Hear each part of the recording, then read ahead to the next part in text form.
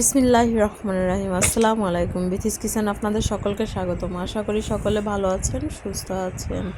আজ আমি আপনাদের সাথে শেয়ার করব চটপট হরলিক্স তৈরি করে দেখাবো। চলুন শুরু করি। আমি আপনাদেরকে দেখিয়ে দেব কিভাবে বাসায় খুব সহজে হরলিক্স তৈরি করে খাওয়া যায়।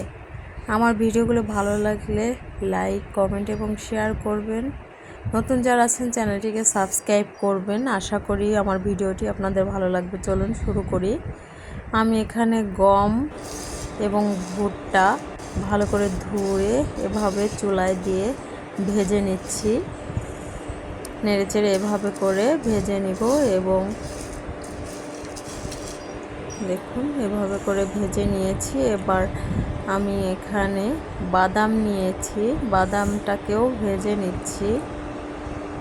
নেওয়ার পরে আমি এখন ব্লেন্ডারে একটা জার নিচ্ছি। আমি গম এবং ভুট্টাটাকে ব্লেন্ড করে নিব। এভাবে করে গুঁড়ো করে নিব।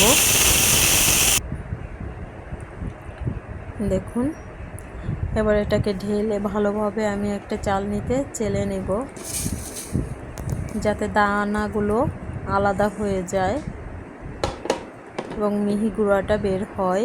এভাবে চালনটা দিয়ে এভাবে চেলে নিচ্ছি। দেখুন এই যে, আর দানাটা এই যে আমি মিহি গুঁড়াটা রাখবো। এবার আমি যে কাজু বাদাম, পেস্তা বাদাম নিয়েছি, আমি এটাকে গুঁড়ো করে নিয়েছি।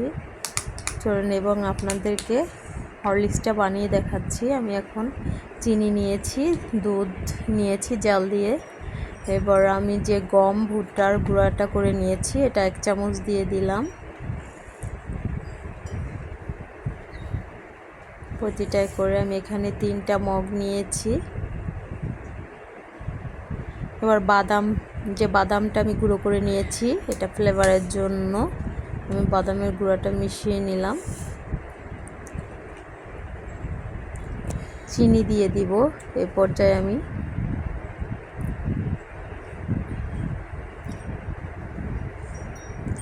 চিনি দিয়ে দিচ্ছি 1 চামচ। চিনি দিয়ে আমি ভালোভাবে নাড়িয়ে নেব। এবার এটা